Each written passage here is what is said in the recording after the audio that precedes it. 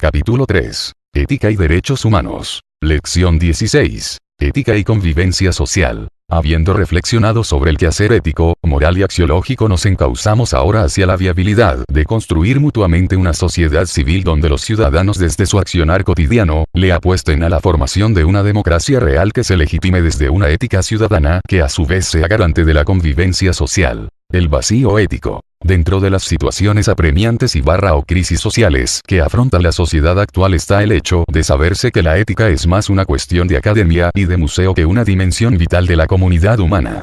En otras palabras, desde hace rato muchas de las crisis sociales vienen dadas por un gran vacío ético que nos afecta y que unos cuantos lo capotean autoproclamándose amorales a la vez que se regodean en su inmoralidad. Defensa y justificación de opciones personales y grupales. La ética, como hemos visto, exige del individuo y del colectivo social reflexionar sobre su comportamiento moral, lo que significa que todo aquello que no funcione desde la obligatoriedad moral debe ser valorado por el grupo social para que regule las prácticas comportamentales de sus miembros. Hablar de una ética ciudadana y de convivencia social es apostarle a la legitimación de nuestros actos siempre y cuando ellos hayan sido pensados desde la mejor intencionalidad posible hacia la comunidad humana. Es decir, la ética ciudadana y la convivencia ciudadana como hechos sociales solo son viables, si y solo si son producto de la tolerancia, el pluralismo y una manera de vivir democráticamente, que a su vez se fundamenten en la madurez ética de todos los ciudadanos y del gran colectivo social. Significa que existen unos mínimos éticos consensuados gracias al desarrollo progresivo de una maduración ético-social. Nos importa por ahora precisar a qué hacemos referencia cuando hablamos de ética ciudadana y de convivencia social como modos de ser y como modus vivendi. Lección 17. Características de los conflictos. Conflictos sociales y justicia. Como miembros de una comunidad humana, nos caracteriza una gran diversidad de pareceres y de intencionalidades que constantemente ponen a prueba nuestros modos y maneras de ser. En efecto, en toda sociedad humana y en cualquier grupo social, se presentan y se producen situaciones tensas que generan confrontaciones y conflictos entre sus miembros, que se complican y se agravan si los actores y protagonistas no discuten racionalmente sobre los orígenes y motivos de los mismos. Esta manera natural de conflictuar los humanos, bien porque pensamos diferente, bien porque nuestras acciones sobrepasan todo orden y normatividad impuestas, ya porque existen situaciones de injusticia social, ya porque tenemos intereses diversos, ya que por una cosa, ya que por la otra y lo otro, suscita en el sujeto humano el deseo de analizar críticamente todas las situaciones difíciles que provoca, atraviesa y sufre. El choque de intereses. Vistos así, los conflictos representan choque de intereses que producen confrontación y pugna entre las partes. De ahí, que lo que comporta el conflicto sea la disputa por un interés sobre el cual existe y recae una relación de injusticia. En el siguiente texto se presentan los aspectos más importantes a tener en cuenta en los conflictos. Podríamos llamar conflicto a una situación social, familiar, de pareja o personal que coloca en contradicción y pugna, por distintos intereses y motivos, a personas, parejas, familias o grupos étnicos, sociales o culturales. Intentemos ahora explicar esta definición de conflicto. En primer lugar, aclaremos qué es eso de contradicción y pugna. Pues se entiende por contradicción la oposición de dos o más personas o grupos étnicos, sociales o culturas, o la manifestación de incompatibilidad entre ellas o frente a algún asunto que les compete. Por pugna podríamos entender la acción de oponerse al otro, la lucha que se presenta por la intención de las partes de imponer, cada una de ellas, su particular punto de vista o su decisión. En segundo lugar, intentemos explicar qué es eso de los distintos intereses. Empecemos diciendo que un interés es, en principio, lo que las personas o grupos étnicos, sociales o culturales quieren o desean. Otra persona en especial, una situación de beneficio o algo material o espiritualmente provechoso, una tradición, una propuesta de transformación, una particular forma de convivir, etc. También un interés puede ser una conveniencia o la satisfacción de una necesidad, incluso una actitud o un sentimiento. ¿Y por qué distintos? Pues porque ninguna persona, pareja, familia o grupo étnico, social o cultural es igual a otra, ni perciben o asumen, individual, en pareja o colectivamente, exactamente de la misma manera sus deseos, sus aspiraciones o lo que les conviene o necesitan que las demás personas, parejas, familias o los otros grupos étnicos, sociales o culturales. Porque por su propia y particular historia de vida y condiciones de existencia, tanto las personas, las parejas y familias como los grupos étnicos, sociales o culturales, tienen diferentes formas de ser, de pensar, de resolver sus dificultades o de satisfacer sus necesidades. En una frase, tienen diversas formas de vivir. Si estamos de acuerdo con la anterior explicación, tendremos entonces que diferenciar el conflicto de otras situaciones que no impliquen contradicción y pugna en torno a intereses distintos o que, a pesar de existir distintos intereses, la situación no conduzca a la contradicción o a la pugna. Así, el intercambio y debate de ideas en torno a asuntos en los que todas las partes comparten los mismos intereses. La toma de decisiones en el marco de la libre y amplia participación. El reconocimiento y ejercicio de la libertad de pensamiento y de expresión, estemos o no de acuerdo con lo que las demás personas piensen y digan. La competencia en el marco de la igualdad de oportunidades y, en general, situaciones en las que los derechos y la dignidad de las personas se reconocen y se respetan, no son necesariamente conflictos. ¿Y cuáles son las características de los conflictos? Las particulares formas de vivir y asumir la vida implican que los conflictos tengan también, como una de sus características, distintas y múltiples motivaciones, que pueden ser en general económicas, políticas, sociales, culturales o psicoafectivas. La anterior enumeración, aunque escueta y muy general, no excluye otros aspectos de la vida social, laboral, familiar o de pareja que motivan infinidad de conflictos, que no por cotidianos y para algunos intrascendentes, dejan de ser importantes y vitales para la convivencia. Aquí nos referimos, por ejemplo, al tipo de relaciones que establecemos con las personas y que pueden ser de igualdad y respeto, de reconocimiento y fraternas, o por el contrario autoritarias y patriarcales, de subordinación y dominio, de desprecio o abusivas, todas tan irritantes que vulneran el profundo sentido de la dignidad humana. También la competencia desleal, la falta de oportunidades, las decisiones injustificadas, injustas o inconsultas, las vías de hecho, el engaño o el egoísmo se constituyen en motivaciones de múltiples y graves conflictos. Otra de las características de los conflictos, es que estos pueden desarrollarse en el ámbito de lo público, o sea en relación con asuntos que tienen que ver con los demás y que por lo tanto requieren de acuerdos. De lo privado, o sea en relación con nuestra vida familiar o en asuntos signados por la afectividad como con nuestros amigos. O de lo personal, donde lo importante es poder actuar de acuerdo a lo que uno mismo considera mejor para nuestra propia vida. La anterior enumeración, aunque escueta y muy general, no excluye otros aspectos de la vida social, laboral, familiar o de pareja que motivan infinidad de conflictos, que no por cotidianos y para algunos intrascendentes, dejan de ser importantes y vitales para la convivencia. Aquí nos referimos, por ejemplo, al tipo de relaciones que establecemos con las personas y que pueden ser de igualdad y respeto, de reconocimiento y fraternas, o por el contrario autoritarias y patriarcales, de subordinación y dominio, de desprecio o abusivas, todas tan irritantes que vulneran el profundo sentido de la dignidad humana. También la competencia desleal, la falta de oportunidades, las decisiones injustificadas, injustas o inconsultas, las vías de hecho, el engaño o el egoísmo se constituyen las motivaciones de múltiples y graves conflictos. Definición de intereses. Otra de las características de los conflictos, es que estos pueden desarrollarse en el ámbito de lo público, o sea en relación con asuntos que tienen que ver con los demás y que por lo tanto requieren de acuerdos. De lo privado, o sea en relación con nuestra vida familiar o en asuntos signados por la afectividad como con nuestros amigos. O de lo personal, donde lo importante es poder actuar de acuerdo a lo que uno mismo considera mejor para nuestra propia vida. El tipo de protagonistas también se constituye en otra de las características de los conflictos, pues no es lo mismo que en él intervengan personas individuales o parejas que grupos familiares o colectividades que pueden estar organizadas, lideradas o representadas o no. Características de los conflictos. Pero ¿cómo hacemos para hacer frente a tales conflictos?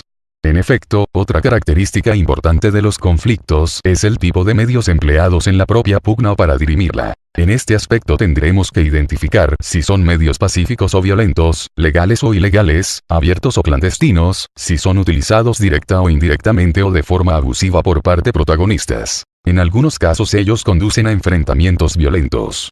Así, en no pocas oportunidades, en lugar de convocar a todas las personas interesadas y ponderar con ellas las circunstancias de tiempo, modo y lugar para evaluar las situaciones y a partir de ahí tomar las más convenientes decisiones y alternativas de solución a los problemas, optamos por descalificar o no tener en cuenta algunas de ellas porque se les considera incapaces o personas problemáticas.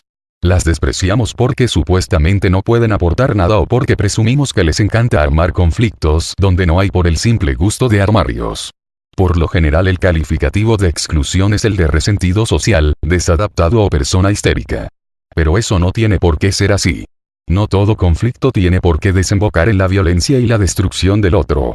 Por el contrario, el conflicto nos ha permitido, en el transcurso de la historia y en el marco de las relaciones sociales, producir, crear y recrear distintas sociedades, muy variadas formas de representación simbólica, múltiples sistemas de organización social y política, de valores, de creencias y normas, diversos modos de producir y satisfacer nuestras necesidades materiales y espirituales. En fin, la convivencia humana ha sido posible porque somos distintos y diferentes, porque las divergencias, que crean desacuerdos, contradicciones y conflictos, no nos impulsan genética ni culturalmente hacia la intolerancia y la violencia. Un elemento básico de los conflictos es que cada quien tiene intereses distintos, cada cual ve las cosas de diferente manera. Las soluciones a los conflictos no se encuentran borrando las diferencias de intereses, ni las distintas visiones que se tienen acerca del conflicto. No se puede imponer siempre una visión sobre otra. Nadie aceptaría de entrada que le dijesen que para resolver el conflicto tiene que renunciar a sus propias ideas. Realmente nadie lo haría porque tal exigencia supone que los hombres no seríamos tratados como iguales, que algunos serían tratados mejor que otros por tener una cierta visión y unos ciertos intereses, y que otros serían tratados peor. Si todos somos iguales, si a todos se nos deben respetar nuestras visiones del conflicto y se nos debe dar la oportunidad de realizar nuestros intereses, ¿cómo podemos encontrar una solución a los conflictos? No vamos a dar ninguna receta al respecto. Vamos a efectuar un ejercicio para encontrar una respuesta a la pregunta planteada al final del anterior párrafo. Mediante la propia experiencia podremos entender mejor cuál es el camino para encontrar una solución justa a los conflictos. Tomado de Bonilla, Guido, Gómez, Juan G. Uprimni, Rodrigo. Conflicto y justicia. Bogotá. Escuela para la Democracia y la Convivencia. 1995 pp 13, 21. Es así, como la vida en grupo genera múltiples y complicadas situaciones que afanan nuestras relaciones cotidianas y que nos obligan a tomar decisiones y a buscar posibles alternativas de solución a los problemas que enfrentamos. El problema de la convivencia social no está en que se presenten o no conflictos o conductas agresivas que violenten o subviertan el orden o desorden, sino en la forma como nos organizamos para enfrentarlos y buscarles una posible solución viable y justa. Lo anterior significa que si algo de positivo y de significativo tienen los conflictos, cualesquiera sean ellos, es que nos confrontan como seres humanos libres y responsables, dispuestos y abiertos al debate y a la discusión ética sobre los mismos. De ahí que en toda sociedad civilizada y democrática los conflictos se conviertan en reveladores de situaciones que muestran a la vez el mayor o menor grado de la vivencia y aplicación de la justicia. De la manera como encaremos los conflictos y del modo atento como descubramos su carácter de injusto es como los individuos y los grupos sociales estaremos en capacidad de organizarnos en sociedades democráticas que privilegien por siempre la fuerza de la razón por sobre la razón de la fuerza. La experiencia cotidiana del ser humano lo confronta con los conflictos resueltos por la violencia y las seculares desigualdades que han desembocado en la agresión y las guerras. ¿Cómo puede el ser humano crear una cultura de los derechos humanos cuando la realidad cotidiana solo le ofrece la vivencia de la agresión y el desconocimiento de la dignidad, la libertad y la igualdad? El reto de la comunidad universal en los albores del siglo XXI es la transformación de la sociedad para que todos los seres humanos sean capaces de ejercer la democracia dentro del respeto de los derechos y las libertades de los demás. El punto de partida es la toma de conciencia de sí mismo, con sus posibilidades y sus limitaciones para asumir la libertad, tanto desde la perspectiva individual como desde su dimensión como especie humana. Al asumir la vivencia de su libertad, es necesario asimismo tomar conciencia de la libertad del otro como el límite de su propia libertad. Es preciso además tener la vivencia de la igualdad como característica de las relaciones interpersonales. La cultura de los derechos humanos es la pedagogía del encuentro del otro como su igual y de la convivencia social basada en el respeto a las diferencias y la aceptación del pluralismo en todos los órdenes de la vida social, ideológica, política y cultural. La construcción de esa nueva sociedad supone la creación de un orden institucional en el cual el individuo adquiera plena conciencia de su triple dimensión individual, social y política. En ella, la organización del Estado será la expresión del interés universal de la comunidad y de la responsabilidad del conjunto social para realizar sus fines. Solo una sociedad ideal podría garantizar las condiciones para la realización de sus integrantes y vivir de manera ordenada, sin necesidad de crear organismos rectores de la conducta de los seres humanos. No existe sociedad alguna exenta de los conflictos que necesariamente surgen cuando se persiguen los mismos intereses. Cuando todos queremos vivir en condiciones adecuadas, cuando para ello es necesario trabajar, cuando para satisfacer estas necesidades disponemos de los mismos recursos que nos brinda la naturaleza y los que creamos con la producción y transformación de los recursos naturales. La dinámica de la vida social se caracteriza por la confrontación permanente de esos intereses. Por ello, es preciso establecer mecanismos de guía y de organización de las relaciones sociales con formas que permitan la posibilidad de la subsistencia de la especie. En términos contemporáneos, esa es la posición de la filosofía demoliberal sobre el origen del Estado. La función del Estado es ordenar la vida social y establecer las condiciones para que sus miembros puedan aspirar a satisfacer sus necesidades, realizar sus proyectos y solucionar los conflictos de manera pacífica. El Estado es una creación común, ejerce la autoridad universal y todos estamos llamados a participar en su organización y en el ejercicio de las funciones que le corresponden. La participación en los asuntos del Estado es la manifestación de la dimensión social y política de los individuos. El Estado democrático se caracteriza por su división funcional. El gobierno, es decir, el poder ejecutivo, es el encargado de formular y ejecutar las políticas y los programas para garantizar la calidad de vida de los habitantes del país. El Parlamento, o poder legislativo, hace las leyes que establecen los límites y las posibilidades para el quehacer del Estado, de la sociedad y de los individuos, y el Poder Judicial aplica las leyes, dirime los conflictos que se presentan entre los particulares, investiga los delitos, sanciona a los responsables y establece las indemnizaciones a que tengan derecho las víctimas de los mismos. La administración de justicia es la garantía por excelencia de la cultura de los derechos humanos, porque su acción investigativa y sancionadora protege al individuo contra posibles violaciones a sus derechos. Tomado de Galvis Ortiz, Ligia. Comprensión de los derechos humanos. Ed. Aurora, Bogotá. 1996. pp 23, 25. Lección 18. Derechos humanos. Derechos humanos y estado de bienestar. El tan anhelado mundo donde el hombre se sienta realmente libre y donde goce de garantías hacia el reconocimiento de su dignidad es lo que ha inspirado a buena parte de la humanidad a acordar unos principios de buen trato y de bienestar individual y social en absoluta equidad para todos. Posibilitar el buen trato y el bienestar social es permitirle al hombre la consecución de su autorrealización y su autodeterminación. Es hacerlo partícipe de un estado social de derecho que le garantice el respeto a su dignidad y el consecuente desarrollo de su vida. Los derechos humanos son el fundamento de tal pretensión humana.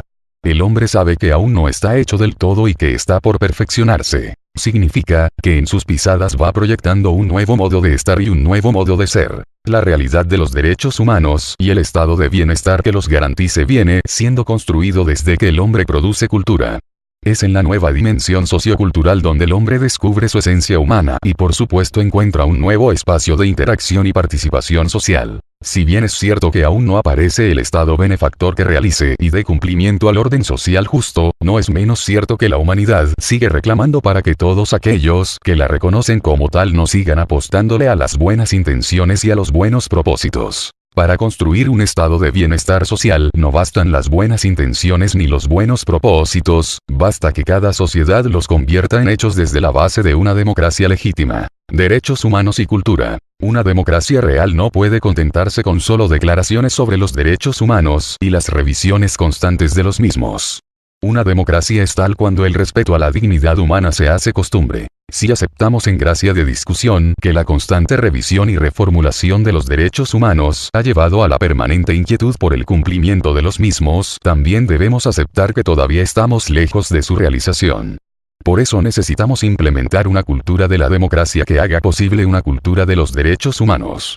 Al mismo tiempo que las sociedades se organizan jurídica e institucionalmente deben darse a la par unas condiciones políticas necesarias para el desarrollo de la libertad individual, y que se concreten socialmente en la participación política, y las condiciones sociales que permiten la realización personal. Gobernabilidad para el bien común. En este sentido se hace imperioso de una parte, que los gobiernos le apuesten a una eficaz gobernabilidad, esto es gobernabilidad para el bien común, y de otra parte, que cada individuo humano se reconozca en su dimensión social para que en la interlocución con los otros se organice de tal manera que la convivencia siempre esté basada en el diálogo, la tolerancia, la no exclusión, y por supuesto el respeto por el derecho a la vida. Quede claro pues, que hablar de derechos humanos y estado de bienestar, es hablar en términos de humanidad y, de vida humana.